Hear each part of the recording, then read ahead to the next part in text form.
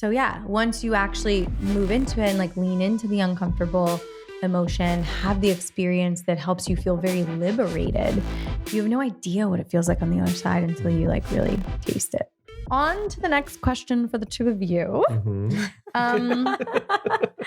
Figuring out the boundaries, because boundaries, agreements, some people call them rules. I do not really like talking about it in terms of rules, but I think everybody has their own words, right? So Pasha and I always had a couple of agreements.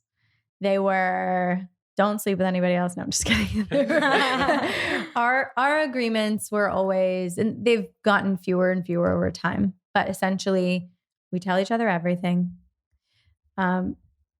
We didn't really play with other people unless we felt really connected and solid in our own relationship first. And that still stands. There's never like 100. We've like learned that over the years.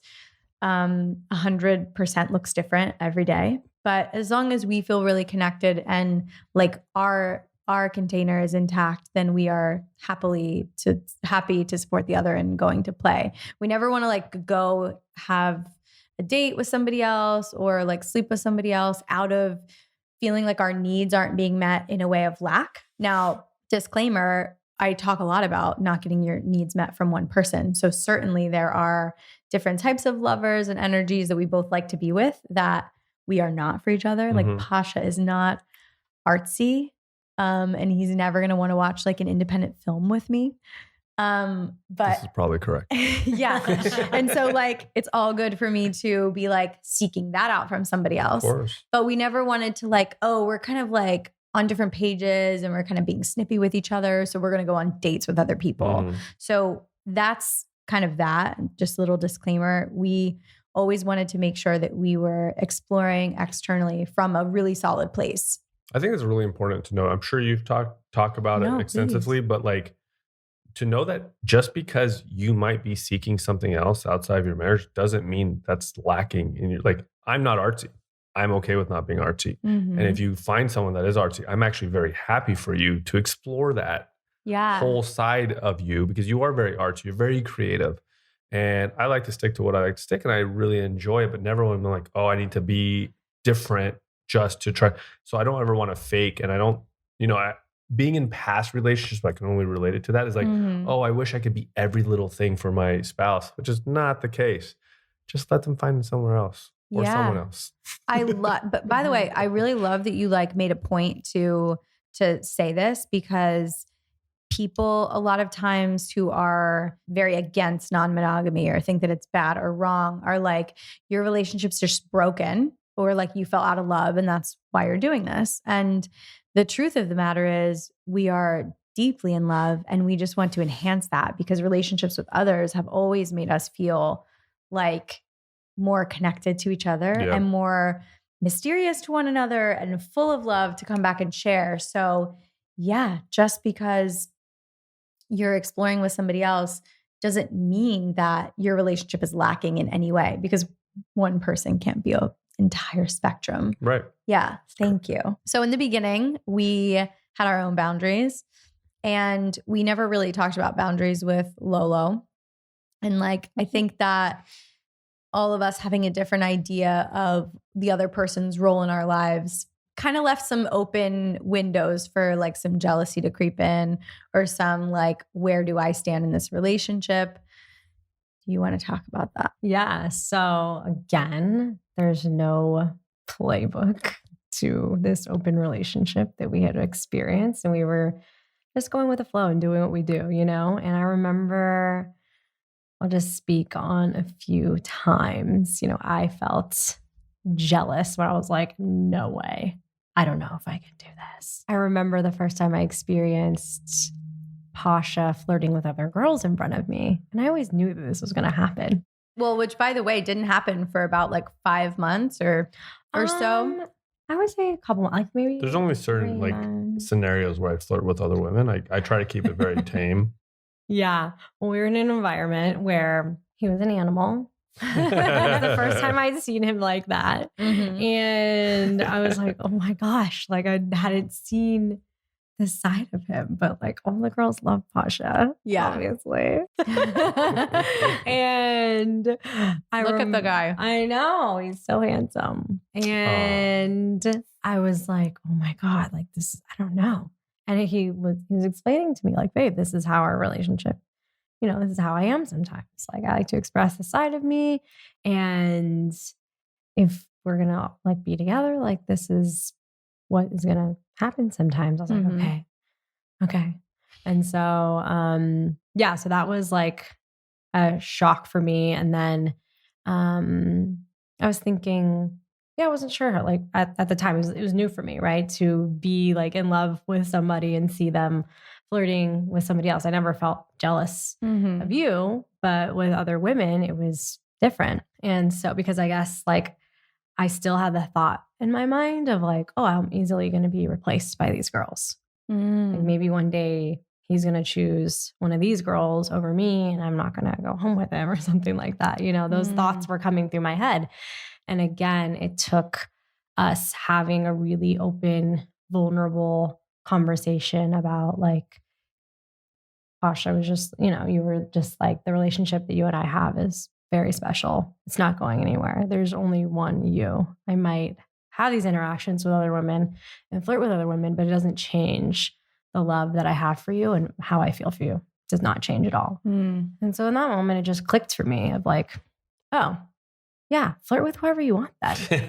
Like, I guess, you know, it's one of my love languages, words of affirmation. The fact that he told me the feelings I have for you aren't going anywhere and what we have, no one is going to ever replace. Meant the world to me, so much to me, because I knew in that moment, my love is unique. I'm unique. I'm special, right? And what we have is special. And I knew what we had was very special. And then one other moment, I did get jealous when Pasha wanted to hook up with one of our friends. And I was like, it was kind of the same thing. I was like, I don't think I could do that because I love that he's trying to figure out who it is because he doesn't remember. I love that he doesn't know. He wanted to experience a foursome. I obviously wanted to experience a foursome too. And I was like, I don't know if this answers your boundary question. I'm just like, at the time, I remember it was like no friends, kind of like how you guys were. I was like, no friends. That's so weird to me. Like they're in our circle. Like it might be weird when we see them again. Yeah. But you know what was for me was I felt if it was another girl that was in our friend group, I felt that insecurity of like, oh, like maybe she'll replace me. I think this does really answer the boundary question, because the interesting thing about boundaries is a lot of times we don't know that we have a limit until somebody crosses it. Yeah. Right. And so I think like we made the mistake of not actually having a boundaries conversation with Lauren ever up until a certain point in time, like when we were all on vacation together. And like boundaries, you know, felt uncomfortable and crossed. And so we had to have like some real open, honest conversations. But for people listening who are like, oh, I want to set up all the rules and things like that, sometimes you don't know what's going to be uncomfortable. And that doesn't mean that you shouldn't go and like test things out and try the waters, right? Like test the waters. And when you find your limits and you find your boundaries by them being crossed, like, I think it's not really, and not saying we did this because we had like amazing conversations and everything was sorted out. But for a lot of people that are trying out open relationships, you see like a boundary gets crossed and someone's like really hurt and upset and projects that onto the other person. And it's like, well, the other person didn't know it was a boundary, right? And so then once you realize, okay, this is kind of a limit for me. This is somewhere that's really uncomfortable for me to go. And I might need this to be slower, or I might need to like not do this. And I might need to do a little bit of work on myself first, on my own self-acceptance and feeling like enough before we can like go and revisit this thing. But a lot of times, like you have no idea until something stings. And just because it stings doesn't mean it's wrong. It's just like, that is an indicator of what you can work on within yourself. And where communication can get stronger. I guess I just wanted to wrap that up with, just feeling that feeling of jealousy. But then we got to discuss it, you know, and actually the three of us talked about it, I think, which very much helped that you were there too. And it definitely came down to a deep-rooted issue of when I was in relationships in the past and unhealthy relationships and getting compared to other girls. Like, well, this girl's hotter than you. This girl's this. So I think, that brought up a lot of stuff from my past of like, I am replaceable, you know? And so having that conversation with you guys about other girls, even if they're in our friend group, just knowing that like I wasn't going anywhere and the feelings that you felt about me, it's just with us, like, and it's special, and what we have is so special, and it's not going anywhere. So anyways, that turned into me being turned on when Pasha's with other women. So much. Welcome to my club. I get it. Now it's a club of 2. Such a turn on. So I'm curious what you learned from like that situation, because we didn't know, right? What we didn't know. We're learning how to kind of care for a third person. Yeah. And we didn't kind of like in hindsight, it's like, duh, we like did all this work with each other. Like, why didn't we do it with Lauren? And kind of hearing you say earlier, or no, actually you were saying it, you were describing how he was like, well, babe, this is kind of a side of me. So like, this is going to show up sometimes. In hindsight, would you have done anything differently? Or do you have any advice for guys like in this situation to help them prepare? Yeah, I think, well, I know that what I did there. So I'm used to running 1,000,000 miles per second and how my life is my life, but I had to slow down and I had to remember, oh crap, like I care for someone like again, and I'm relearning to communicate all the things that I've done with Jessica again, and I have to slow down and take baby steps instead of saying like, so like I had to be like less harsh in my unapologetic ways of myself and be like, oh, Lauren doesn't know yet. This is very new to her. So just to slow down and communicate like, hey, and like almost like, I want to say prep is the right word, but like, hey, you know, can you communicate, hey, Lauren, I am like wanting to go and I'm going to be flirtatious. And you might see a side of me that I don't really show that often. But when I do, it's like a whole nother Pasha and, you know, I go a little wild. So just to like, you don't know what to expect and you just kind of just like hit you all at once. So I definitely learned to slow down. These two are feeding each other. So cute. Yeah, well, because Lauren was learning like 5 years of like what we had done in like 3 months. It was like a speed train. Yeah. And there's this really important note to make here for like other relationships and other couples that are not in this sense, but maybe are practicing it. Like just because something doesn't feel good, don't try to avoid it. Like go into it. And that really is, these two are crushing this cake. Like they're taking my words and really taking it to heart at this cake right now.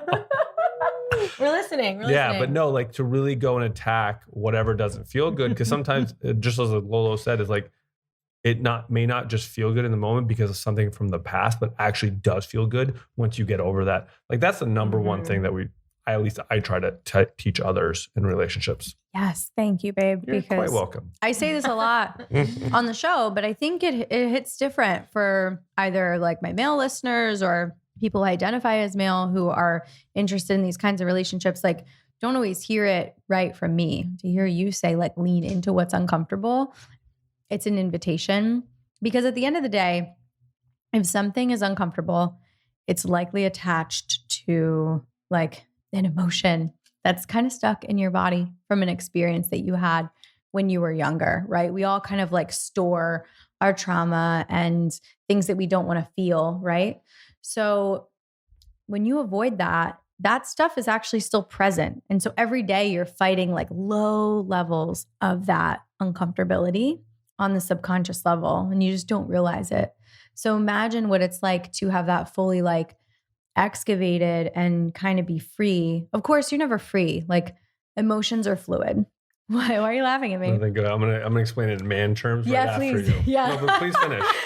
You're never free. Like emotions are fluid, so they're gonna come in and go out of your experience. But if you're avoiding jealousy, you don't want to be triggered. You're gonna avoid all situations that trigger jealousy, and you're like holding it down. It's like likely fucking with you every day, and you just don't realize it. It is. So yeah, once you actually move into it and like lean into the uncomfortable emotion, have the experience that helps you feel very liberated, you have no idea what it feels like on the other side until you like really taste it.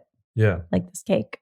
So let me boil it down in like Yeah. guy terms to really simplify it, because you can refer it back to what she exactly said. Is like, if you're playing any sports, you have to go through the uncomfortable of training, being sore, but you have to keep doing it and you have to keep attacking it to get the results that you want. And you have to refer it to emotions as well too. Is that just because it's uncomfortable and just because it kind of sucks in the moment doesn't mean there's not like greatness on the other side.